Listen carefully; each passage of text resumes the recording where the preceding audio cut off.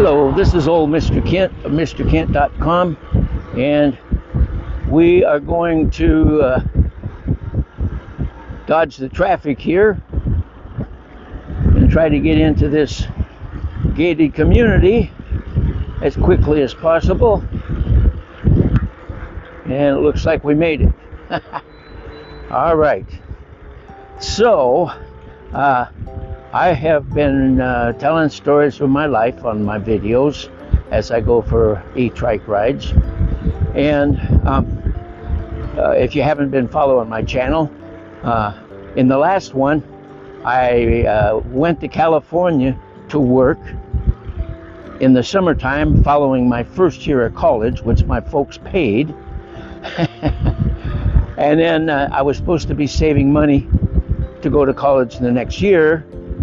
And the only thing is I disappointed my parents a lot by buying a guitar. And then after that, I bought a motorcycle.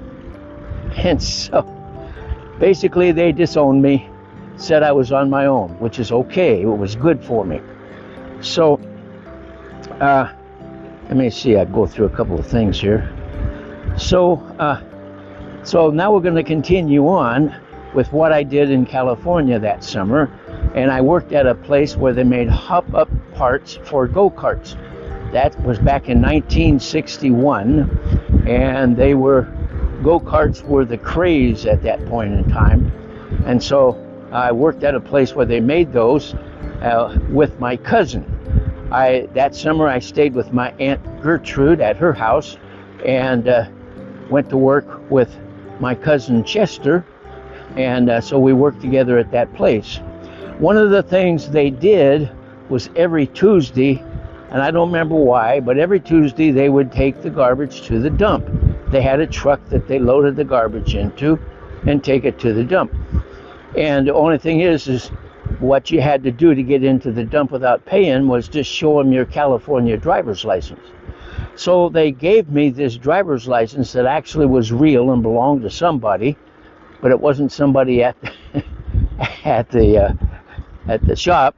It was just some guy, and I didn't never know why. But anyway, they said, put this in your wallet when you go get up to the gate. You just show them that. They'll open the gate. You can go dump the garbage. And so that's what I did. Well, then later, as weeks went by, that's when I bought the motorcycle, as you might have heard in the last video. So I had the motorcycle, and I think it was the first day I had it, I decided that just before dark I would go for one more ride. And so I got on it. It was like dusk. I got on it and started exploring different roads around and so forth. And as I was going down, I was going 20 to 30 miles an hour. And as I was going down this road, I got to thinking, I haven't played with the choke.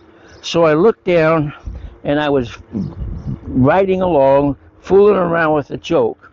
And then I got it figured out and went back to riding normally. It wasn't long until I heard a siren behind me. Now, back in those days, things were so much different. We didn't have mirrors on our motorcycles. At least I didn't on mine. And so I didn't know if the cop was wanting me to pull over or what. So I pulled over, and sure enough, he pulled in behind me. And so I got off my bike, and he was real nice, and I was polite and all that stuff. Back then I was anyway. And so he said, did you know you just went through a stop sign back there? And of course I didn't know, because I was looking at the ground when I went through the stop sign. And he saw the whole thing, and he asked me what I was doing. I told him playing with the clutch. And he said, well, let me see your license. And it was getting dark, and he pulled out his flashlight to help me find it in my wallet. And so I opened up my wallet and had all kinds of cards and papers and stuff in there, airplane tickets and stuff. And back in those days, in 1961, driver's licenses were printed on cardstock. believe it or not. We had no internet, no personal computers or anything like that. So they were printed on cardstock, and this one from California was white and black lettering. And so as I was thumbing through, I came past it, and he says, "There it is." And I said, "No, that's not it." And I kept going through till I got my Washington driver's license, which was also printed on cardstock. And so I pulled it out and showed it to him. And he said, "Well, I'm just going to let you go." He said, "I saw what you were doing, and just be more careful on that motorcycle." And so I said, "Okay." And I drove home. So anyway, I almost got in trouble using the wrong driver's license. And I was really thankful that as he was shining his light on all the stuff in my wallet, that he saw that and thought it was my license, and it wasn't. So anyway, that was the first night that I had the motorcycle. And then I rode it a lot the rest of the time while I was in California. And another thing, I had never been water skiing. And so Chester had some real rich, spoiled, bratty friends, grown-ups, kind of grown-up. And they asked him if he wanted to go water skiing. And of course, I think it was because he had worked on their boat. He was a mechanic. He had been, at one point in his life, he was the chief mechanic for the Bartol hydroplane. If you remember the hydroplane races, well, he was the chief mechanic for that, or the lead mechanic, I guess you'd say, for that for a while. So he was good, and he'd probably worked on the motor on that boat. It was a V8, powerful V8. It had exhaust stacks that pointed straight up, all nice and chrome and everything. And so I'm sure that he helped get it put together. And it would go 70 miles an hour, so they said. And we went to this place, they called it the Sacramento River Delta. And if you know what a delta is, that's where there's a lot of ins and outs and curves and everything. And so that's where we went to go water skiing. And so I was sitting, I rode in the boat for the first couple of guys that went skiing, and then they said, you want to ski? I said, I've never been skiing before. And they said, well, we'll go slow for you. I said, okay. Remember, these was rich, bratty friends, if you want to call them that. So I got into what they were all using one ski. I had to use two, of course. And I got in the water, and they pulled me, and I got started, and I got up, and I was doing okay. And so they were just pulling me really along, and then they started going a little faster. And that was a little bit of a panic to me because I didn't want to go fast. And so they started going a little faster, and if I wanted to go faster, I was supposed to give them a thumbs up. If I wanted to go slower, I was supposed to give them a thumbs down. The only thing is I had to let go of that bar that was hooked to the pulling cable, pulling rope. I had to let go of that with that hand to do that. So they were going a little bit faster, and so I took and I gave them the thumbs down. Well, naturally they were spoiled brats. So instead of slowing down, they speeded up more. And so I thought, well, maybe they didn't get it right. So then I gave them a thumbs down. And that was the last time I let go of that handle, because then they speeded up more. And believe it or not, as I was going around all the curves and turns and stuff in the Sacramento River Delta, as they called it, I didn't dump, I didn't spill, I didn't fall. I just stayed up on the skis and was able to actually finish the ride. And so that was my first time ever on water skis. The sad part of that whole story is, like I said, they were spoiled. And so when we got all through and they were going home, they pulled over at a roadside cafe, and for lunch or dinner or something, and they pulled over at that cafe, And they were so spoiled, so rotten, that they started having a food fight while they were there. They were throwing food all over the place. They made a big mess. And I was actually ashamed to even be there with him. But when we left, the people that worked there, I'm sure they were glad to see us go, and they had a mess to clean up. And let me see, I got one more story. Oh, another thing. I'll put a picture of this. My Aunt Gertrude was a seamstress, and her job was to make upholstery for the seats in United Airlines planes. That's what she did for a living. She worked for the same company my dad did. And so what happened was there was this outfit in Europe, very rich people, and they wanted to tour America back in the 20s. Now this is 1961. And they wanted to tour America, so they bought 2 huge Rolls Royces, shipped them over, came over, and they decided they were going to tour America in their Rolls Royces. Well, what they found out was the roads weren't like what they expected them to be, as far as I understand the story.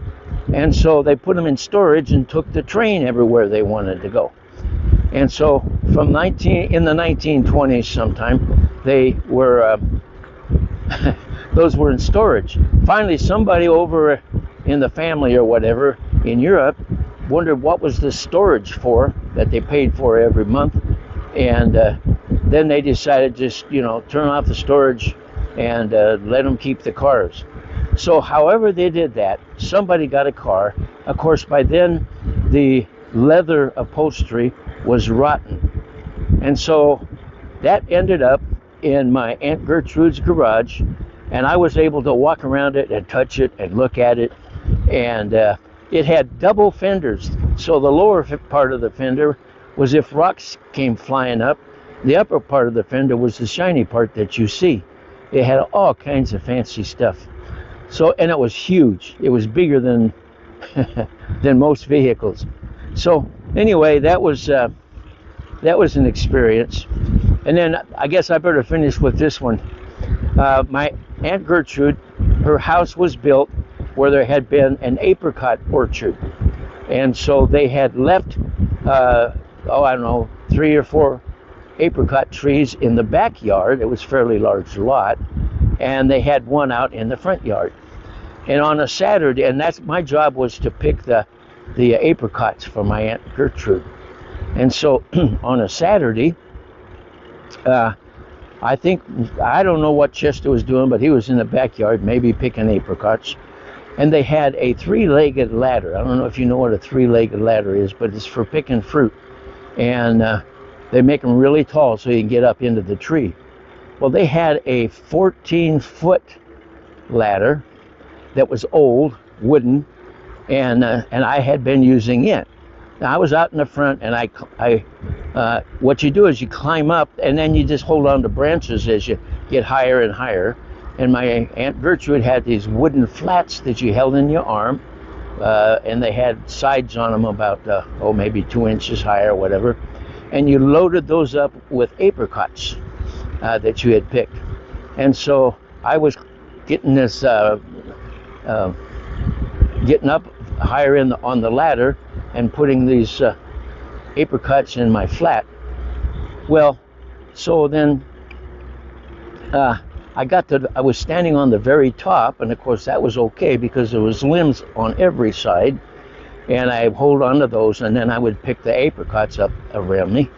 Well, I twisted to turn my body, and when I did, because my feet were on the very top of the old wooden ladder, the ladder twisted underneath of me, and the third leg collapsed, and it fell down to the ground.